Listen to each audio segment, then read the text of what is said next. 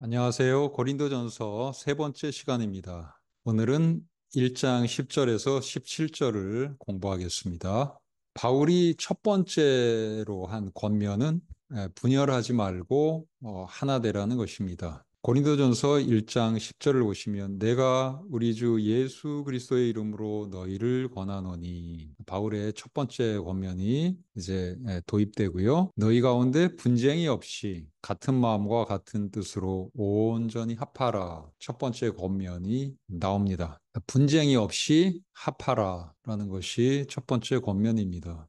구체적으로 어떻게 합해야 합니까? 같은 마음, 같은 뜻으로 온전히 합해야 합니다. 같은 마음, 같은 뜻은 무엇이냐면 동일한 생각과 동일한 목적을 가리킵니다. 같은 마음이라는 것은 뭡니까? 생각을 같이 하라는 것이고, 같은 뜻은 목표를 같이 하라는 것입니다. 자, 이러한 권면을 바울이 하게 된 계기가 있습니다. 근로의 지편으로 너희에 대한 말이 내게 들리니, 너희에 대한 말이 내게 들리니, 이 바울이 들은 소문은 곧 너희 가운데 분쟁이 있다는 것이라. 고린도 교회에 분쟁이 있다는 것을 바울은 근로의 집 사람의 편으로 소식을 전해 듣게 됩니다. 그래서 바울은 이 문제에 대해서 지금 언급을 하며 권면하고 있는데, 이 분열의 내용은 네 개의 파벌이 고린도 교회에 생겨난 것입니다. 그 파는 바울 따르는 파, 아볼로파, 베드로파, 그리스도파, 이렇게 네 개의 파로 나눠진 것이었습니다. 여기 12절 본문을 보면 너희가 각각 이르되 나는 바울에게, 나는 아볼로에게, 나는 게바에게, 나는 그리스도에게 속한 자라 한다는 것입니다. 바울에게 속한 사람들 있었고, 아볼로에게 속한 사람들이 있었고, 게바에게 속한 사람들이 있었습니다. 그래서 이 네 개의 파로 분열된 모습은 바울이 볼 때는 이것은 바람직한 교회의 모습이 아니었습니다. 그래서 이 부분에 대해서 바울은 가장 먼저 권면하고 있습니다. 바울은 하나 되라, 합하라, 분열하지 말라고 명령할 뿐만 아니라 자신의 이 권면이 어떤 신학적 근거를 가지는지 논증을 하고 있습니다. 첫 번째로 바울이 든 근거는 그리스도께서 나뉘시지 않았다는 것입니다. 그리스도께서 나뉘어지지 않았으므로 그리스도인들도 나뉘어지면 안 된다. 그리스도를 본받아라 라는 것이죠. 자, 그리스도께서 어찌 나뉘었느냐? 이것은 그리스도께서 나뉘어지지 않았다는 수사 의문문이죠. 그리스도께서 분열됐을 리가 없죠. 한 분이시죠. 그러니까 이 한 분인 그리스도를 따르는 이 그리스도인들은 하나 돼야 하는 것입니다. 자, 그리스도의 몸이죠, 교회는. 교회가 그리스도의 몸이면 이 그리스도의 몸인 교회를 네 개의 파로 쪼갠다면 그것은 그리스도의 몸을 쪼개는 일이 되죠. 이것은 굉장히 그 나쁜 일이에요. 그리스도를 네 개로 쪼개는 일을 그리스도인들이 하면 안 되겠죠. 자, 두 번째 바울이 제시한 근거는 바울은 고린도 교회를 위해 십자가에 못 박히지 않았다는 것입니다. 13절에서 제시하고 있는 근거입니다. 바울이 고린도 교회를 위해 십자가에 못 박혔다면 바울파가 있을 수 있지만 바울은 그렇게 하지 않았으므로 바울파가 생길 수 없다는 것이에요. 그래서 고린도 교회에 있는 바울파 이거 해산해야 된다는 것을 바울은 분명히 하고 있습니다. 십자가에 못 박히신 분, 오로지 그리스도를 따라야지 어찌 십자가에 못 박히지 않은 바울을 언급하면서 나는 바울에게 속했다라 할 수 있느냐는 것이에요. 이것은 잘못된 것이다 지적하고 있습니다. 자, 세 번째 근거는 뭡니까? 고린도 교인들은 바울의 이름으로 세례를 받지 않았다는 것입니다. 바울이 너희를 위하여 십자가에 못 박혔으며 바울의 이름으로 너희가 세례를 받았느냐? 바울은 질문하고 있죠. 고린도 성도들은 예수 이름으로 세례를 받았습니다. 그러니까 모두 예수파여야 하지 바울파가 있을 수 없습니다. 바울파는 당장 해산하고 사라져야 한다는 것이 바울의 주장인 것입니다. 네 번째 근거는 17절에 나옵니다. 바울은 세례를 베풀기보다는 복음을 전하였습니다. 그리고 복음을 전할 때 인간의 말의 지혜로 하지 않고 오직 그리스도의 십자가로 전하였다는 것입니다. 자, 바울이 복음을 전했고 바울이 전한 복음은 그리스도의 십자가입니다. 십자가에 못 박히신 그리스도입니다. 그러니까 바울이 전한 복음을 그대로 따르면 나는 바울에게 속했다라고 할 수가 없고요. 바울이 전한 복음대로 그리스도를 따라야 합니다. 그러니까 오로지 그리스도에 속한 자들만 있어야 하는 것인데 어찌 바울에 속한 자라고 자신을 소개하는 사람이 있단 말입니까? 자, 17절을 살펴보겠습니다. 나를 보내심은 오직 복음을 전하게 하려 하심이로되 말의 지혜로 하지 아니함은 그리스도의 십자가가 헛되지 않게 하려 함이라.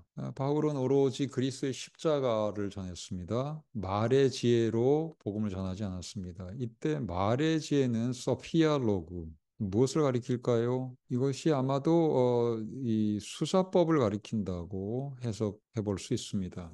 바울은 현란한 수사법을 구사하면서 복음을 전하지 않았습니다. 그렇게 한다면 그리스도의 십자가가 헛되이 될 수 있다는 것이죠. 그래서 의도적으로 바울은 이 수사법을 통해서 사람들을 설득하지 않고 복음의 내용으로 사람들이 설득되도록 한 것입니다. 말을 잘해서 수사법은 말을 잘함으로써 사람을 설득하는 기술이죠. 그렇게 수사법을 통해서 설득을 하면 이 말을 잘해서 설득당한 것인지 아니면 이 그리스도의 십자가의 이 복음의 내용 자체에 설득된 것인지 알 수가 없잖아요. 그렇게 되면 이 말을 잘해서 설득된 것이다. 이렇게 되면 그 복음 자체의 내용, 그리스도의 십자가는 헛되게 될 수 있는 것입니다. 바울은 그것을 피하고자 수사법을 일부러 사용하지 않고 오로지 그리스도의 십자가의 복음 그 내용을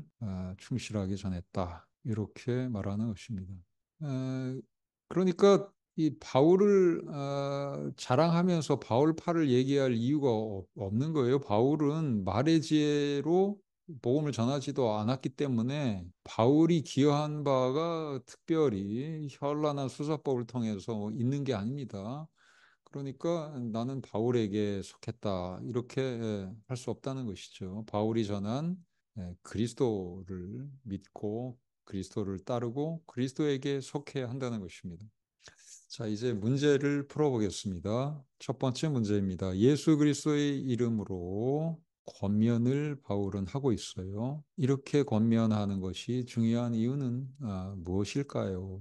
자, 분열 문제가 생겼어요. 바울, 아볼로, 베드로 이런 사람들은 복음의 일꾼들이죠. 이 복음 전하는 사람들이 존경을 받았는지 나는 바울에게 아볼로에게 베드로에게 속했다라고 말을 하는 사람들이 나왔고 그래서 분열이 됐습니다. 자, 그리스도 중심으로 바뀌어야만 이 문제가 해결됩니다. 그러니까 바울이 권면할 때 예수 이름으로 예수 그리스도 이름으로 권한다라고 말하게 되는 것이죠.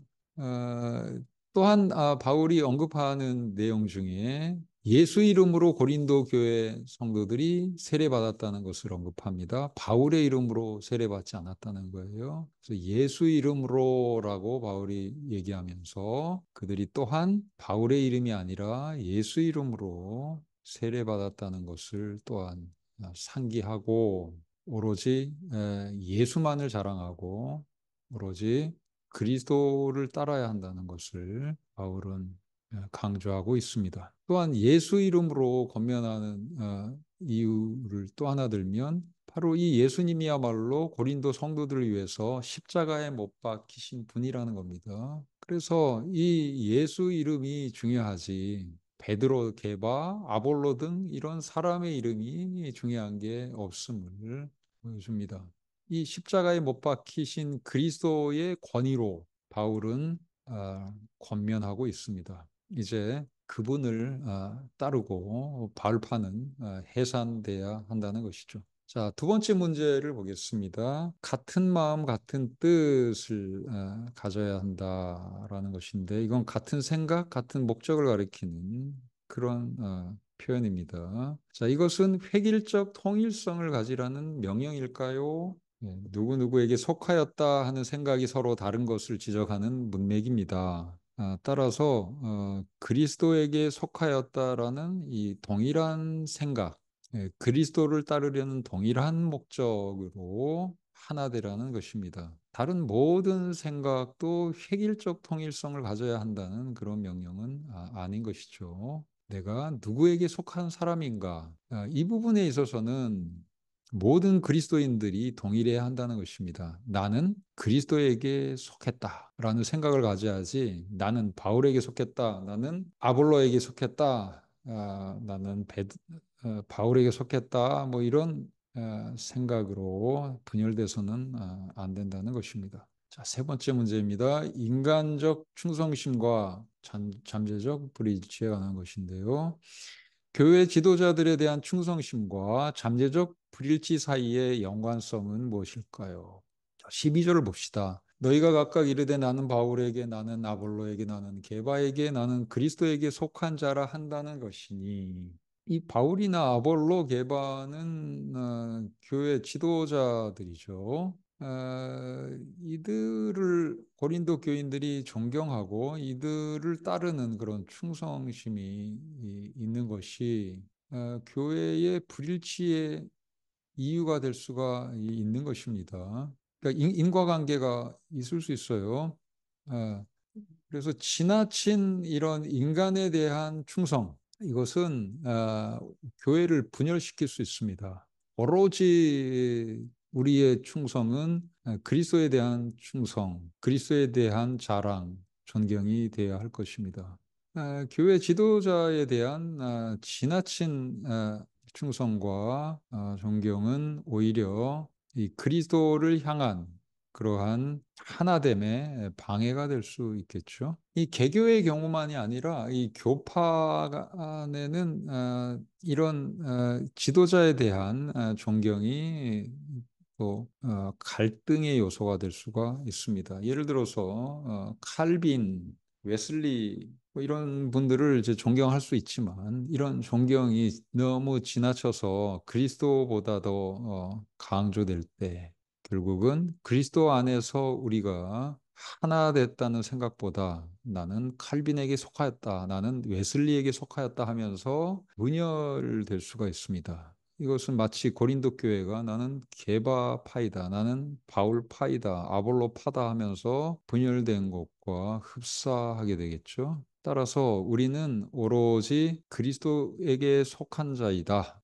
이 생각이 확실해야 하는 것입니다. 그런 생각이 확실한 상태에서 칼빈이나 웨슬리를 우리가 공부하면서 존경할 수 있는 것이지, 이 그리스도에게 속한 자라는 이런 같은 생각이 흐려지면서 나는 웨슬리, 나는 칼빈 뭐 이러면 이것은 교회를 분열시키고 교파 사이에 서로 배척하면서 갈등을 불러일으킬 수 있는 것입니다. 네 번째 문제를 보겠습니다. 그리스도께서 어찌 나뉘었는가? 13절의 이 말씀의 의미는 무엇일까요? 자, 그리스도께서 나뉘어지지 않았다는 것을 강조하는 수사 의문문이죠. 고린도 교회는 게바파, 바울파, 아볼로파로 나누어졌습니다. 이것을 12절이 지적하는데 그러한 문맥상 그리스도의 몸인 교회를 분열시켜서 나누지 말아야 함을 강조하는 표현입니다. 그리스도께서는 분열되지 않았는데 한 분이신데 어찌 너희 고린도 교회 성도들은 그리스도의 몸된 교회를 네 개로 쪼개버렸느냐 이렇게 질책하는 그런 수사 문문이죠. 다섯 번째 문제를 봅시다. 십자가와 세례에 관한 것인데요. 그리스도의 십자가 처형과 세례는 분열 문제와 어떻게 연관됩니까? 바울이나 게바, 아볼로가 십자가에 못 박힌 게 아니죠. 오로지 그리스도께서 십자가에 못 박히셨습니다. 그런데 십자가에 못 박히지도 않은 바울, 게바, 아볼로를 따르면서 그들을 내세우는 사람들, 이거 잘못된 거죠. 누가 십자가에 못 박혔는가? 이것을 다시 기억해야 합니다. 이 십자가가 무엇입니까? 이 새 언약의 수립과 관련된 거죠. 십자가에 흘리신 그리스도의 보혈로 하나님과 새 하나님의 백성 사이에 새 언약이 체결됐습니다. 그러니까 이 새 언약 백성인 그 중에 하나인 고린도 교인들, 누구에게 속한 자입니까? 이 새 언약 백성의 정체성이 뭡니까? 하나님의 백성이고 그 새 언약의 누구를 통해서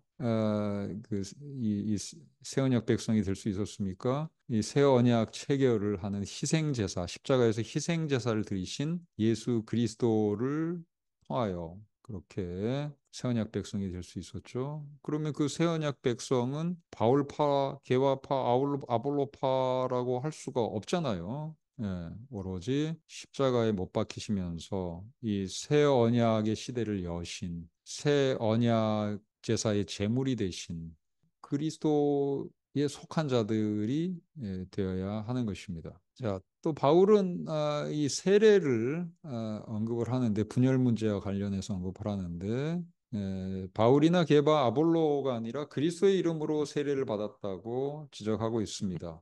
이 세례는 어떤 의미를 가집니까? 개종의 의미를 가져요. 이 유대인들이 개종할 때 이방인에서 유대교로 개종할 때 이제 요구한 것이 뭡니까? 할례와 세례인데요. 이 개종의 의미를 그래서 가지는 의식이에요. 그러면 이 이방 그리스도인들이 이 그리스도인 될 때 이 개종하는 의미를 담아서 이제 세례를 받습니다. 예수의 이름으로 세례를 받았습니다. 그래서 그 세례를 받으면 새 하나님의 백성, 참 하나님의 그 새 언약 백성이 되는 것입니다. 새 이스라엘이 되는 것이고 영적 유대인이 되는 것이죠. 그런 이 세례의 의미를 기억해야 한다는 것입니다. 바울의 이름으로 세례를 받지 않았으니까 바울을 통해서 바울에게 속한 그런 새 언약 백성이 된 게 전혀 아닙니다. 오로지 이 예수 이름으로 성부, 성자, 성령의 이름으로 하나님의 백성, 그리스도의 백성이 된 것이지 바울의 백성, 게바의 백성, 아볼로의 백성이 된 게 아닌 것입니다. 그러니까 이 누구의 이름으로 세례를 받았는가를 기억하면 고린도 성도들은 우리의 정체성이 무엇인가를 확인할 수 있을 겁니다. 그것은 그들이 세례받을 때 그리스도의 백성이 되었다는 것입니다. 여섯 번째 문제입니다. 말의 지혜와 그리스도의 십자가. 자, 이것을 바울은 17절에서 대조하고 있습니다. 바울은 왜 그렇게 대조하고 있을까요? 자, 고린도 교회에는 말의 지혜, 수사법을 추구해서 바울보다는 말을 더 잘하는 아볼로를 따른 사람이 있었을 것입니다. 네, 사도행전 18장 24절을 보면 아볼로는 말을 잘했습니다. 알렉산드리아에서 난 아볼로라 하는 유대인이 에베소에 이르니 이 사람은 언변이 좋고 성경에 능통한 자라. 네, 말을 잘했습니다. 자, 이런 말을 잘하는 아볼로를 보고 고린도 교회 성도들은 바울보다 말을 참 더 잘한다. 그래서 아볼로를 좋아하는 사람이 생겼겠고 그 아볼로파가 생겨났을 겁니다. 이런 사람에게 바울은 뭔가 얘기하는 것 같아요. 단지 이 바울은 이런 수사법을 가지고 사람을 설득하려고 하지 않고 그리스도께서 십자가에 못 박혀 죽으셨다는 사실, 이것을 전했고 이 사실이 가진 의미가 무엇인지, 그리고 이 사실이 가진 이 사건이 가진 능력, 이것을 바울은 전했던 것이죠. 그래서 이런 수사법을 추구하는 사람들에게 이 말의 지혜와 그리스도의 십자가를 대조하면서 이 실체 없는 허망한 이 수사법을 따르지 말아야 한다. 우리를 구원하는 것은 지혜로운 말이 아니라 그리스도의 십자가다. 이 십자가야말로 우리를 죄와 사망에서부터 구원한 것이고 새로운 하나님의 백성이 되게 하여 거룩한 하나님의 백성으로 이 세상에서 살고 또 예수 재림의 날에 심판받지 않고 영생을 얻는 그런 백성이 되게 하는 것이다. 이 능력은 말에 있지 않고 십자가에 있다. 그래서 십자가를 강조하는 것이죠. 그래서 이 아볼로파에게 은근히 바울은 아볼로가 말 잘한다고 따르는 게 얼마나 허망한지 지금 바울은 생각하게 하고 있습니다. 십자가에 못 박히신 그리스도를 따라라. 아볼로를 따라서는 안 된다. 이것을 바울은 이 말을 통해서 암시하고 있다고 볼 수 있습니다. 오늘 공부는 여기까지 하겠습니다. 여러분 수고하셨습니다.